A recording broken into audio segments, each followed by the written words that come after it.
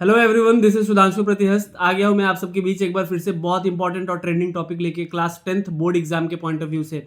Triangle chapter बहुत important chapter है। Triangle chapter कम से कम 10 से 11 नंबर के क्वेश्चन हर साल बोर्ड में पूछे जाते हैं। बहुत इंपॉर्टेंट टॉपिक जैसे कि ट्राइंगल में आपने देखे होंगे BPT theorem, basic proportionality theorem जिसको थेल्स थ्योरम भी कहा जाता है। दूसरा angle bisector theorem. Angle bisector theorem पे आज मैं फोकस करने वाला हूं क्योंकि इस पे क्वेश्चंस आते ही हैं और हर साल पूछे जाते हैं। पिछले 5 सालों का ट्रैक रिकॉर्ड आप अगर निकाल के देखोगे बोर्ड वालों तो आपको पता चलेगा कि कितना इंपॉर्टेंट टॉपिक है ये एंगल बाइसेक्टर थ्योरम। बहुत सारे स्टूडेंट जो है वो एंगल बाइसेक्टर थ्योरम कवर करने टाइम पे वो कंफ्यूज रहते हैं क्योंकि बहुत लेंदी हो जाता है। बीपीटी का भी थ्योरम उसमें यूज होता है, बहुत सारे चीज उसमें याद रखने पड़ते हैं। तो ये सारे चीजों को आप भगाइए दूर और अब मात्र 5 स्टेप में आपको मिलने वाले हैं एंगल बाइसेक्टर थ्योरम के सॉल्यूशन, वो भी एकदम इजी वे में। तो आइए वीडियो को शुरुआत करते हैं और देखते हैं कैसे ये प्रूव होता है एंगल बाइसेक्टर थ्योरम। तो आइए वीडियो स्टार्ट करते हैं हम। सबसे पहले मैं यहाँ पे लिख लेता हूं क्या हम प्रूव करने वाले हैं। Angle bisector theorem. फटाफट एक डायग्राम पहले बना लेते हैं। एंगल बाइसेक्टर थ्योरम का कैसे डायग्राम बनेगा इसका। एक ट्रायंगल बना लिया मैंने।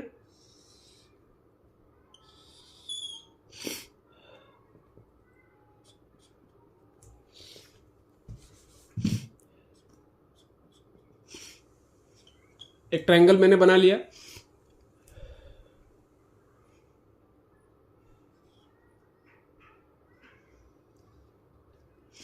ए बी सी नाम दे दिया, डी ये दोनों इक्वल होंगे, इसको नाम दे दिया 1 2, एंगल 1 और एंगल 2 नाम दे दिया।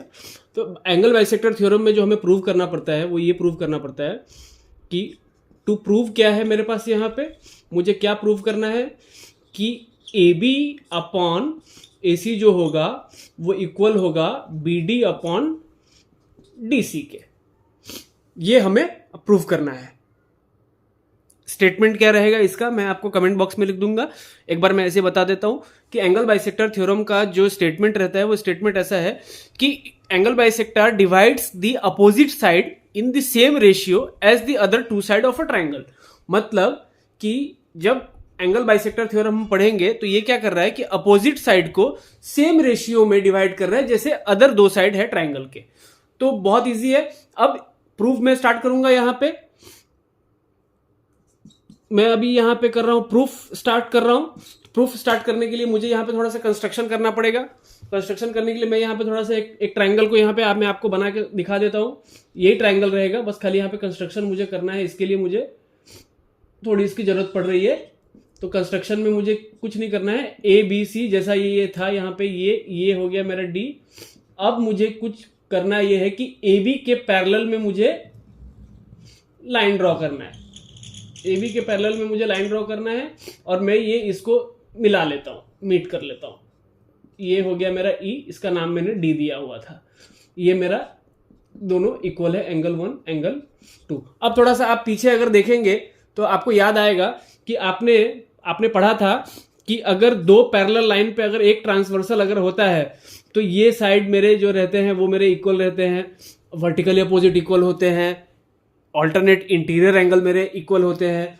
तो यही चीज मैं यहाँ पे यूज करने वाला हूं। तो फटाफट यहाँ पे देख लेते हैं प्रूफ में। सबसे पहला स्टेप मैंने क्या किया है, यहाँ पे ए बी जो है उसको मैंने ए बी से एक लाइन पैरेलल किया CE by construction.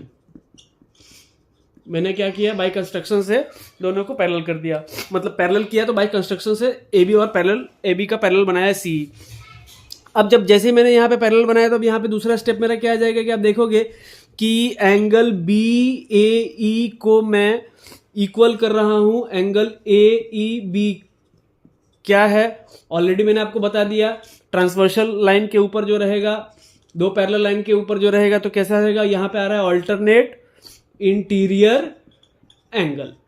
Alternate interior angle से बी ए ई जो है वो ए बी के इक्वल हो गया। दूसरा angle A D B equal हो जाएगा मेरा एंगल ई डी सी। ये क्या है, vertically opposite angle, V O A, short form V O A, vertically opposite angle. अब देखेंगे कि दो दो एंगल मेरा दो एंगल यहाँ पे दो दो इक्वल हो रहे हैं यहाँ पे, तो बाई एंगल क्राइटेरिया, कौन सा क्राइटेरिया यहाँ पे आएगा, बाई ए क्राइटेरिया। भाई ए क्राइटेरिया के हिसाब से मेरा क्या हो गया कि triangle A D B similar हो गया किसके साथ, ट्रायंगल डी ई सी, ये दोनों ट्रायंगल क्या हो गए, सिमिलर हो गए। अब जैसे ही सिमिलर हुए तो आपको पता ही है सिमिलर होंगे तो क्या हो जाएगा, A B upon C E is equal to B D upon क्या हो जाएगा, डी सी, क्या लगेगा, बाई सिमिलर ट्रायंगल। किसके हिसाब से ये हो गए, बाई सिमिलर ट्रायंगल, उसके हिसाब से मैंने ऐसा कर दिया।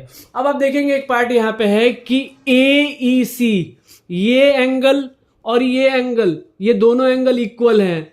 अब जब दोनों एंगल जब इक्वल है तो यहां पे मैं थोड़ा सा लिख लेता हूं कि इन ट्रायंगल ए ई सी दो एंगल इक्वल हो रहे हैं। यहां पे कौन से एंगल इक्वल हो रहे हैं, angle C A E is equal to angle A E C, दोनों एंगल मेरे इक्वल है, एंगल 2 और एंगल ये दोनों मेरे इक्वल है। जब दोनों एंगल इक्वल है तो क्या हो गए, ट्रायंगल मेरा क्या हो गया, आइसोसेलेस ट्रायंगल हो गया।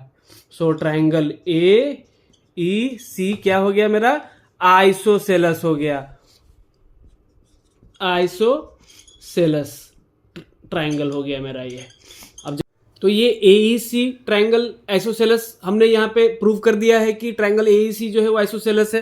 तो अब जैसे ही ट्रायंगल एईसी मैंने आइसोसेलेस प्रूव कर दिया तो फिर कैसे हो जाएगा, सीई मेरा इक्वल हो जाएगा किसके साथ में, एसी के साथ में। कौन सा रूल लगेगा, बहुत easy, by property of isosceles triangle. कौन सा प्रॉपर्टी लग गया, by property of isosceles triangle. अब आप देखो सी और ए सी जब इक्वल हो गए तो अब यही है कि अब यहाँ से आपको क्या करना है कि यहाँ जो सी है, यहाँ जो सी था वो सी के जगह पे आप क्या कर दोगे, रिप्लेस कर दोगे किसके साथ में, ए सी के साथ में। तो अब आप देखो ये इधर उठा के अगर मैं इसको इधर लेके जाऊँ तो अब ये क्या बन जाता है, A B upon A C is equal to B D upon D C. Proof हो गया, हेंस प्रूव्ड। यही है ना, यही है ना, ऊपर में ये दोनों क्या हो गए, सेम हो गए, तो हेंस प्रूव्ड हो गया। ऐसे ही इजी स्टेप्स में आंसर को समझने के लिए, इजी स्टेप्स में आंसर को सीखने के लिए कमेंट करें। और ट्रायंगल के अगर और कोई प्रॉपर्टी के बारे में आपको समझना है, बीपीटी थेल्स थ्योरम के बारे में, तो भी आप कमेंट करें। Thank you.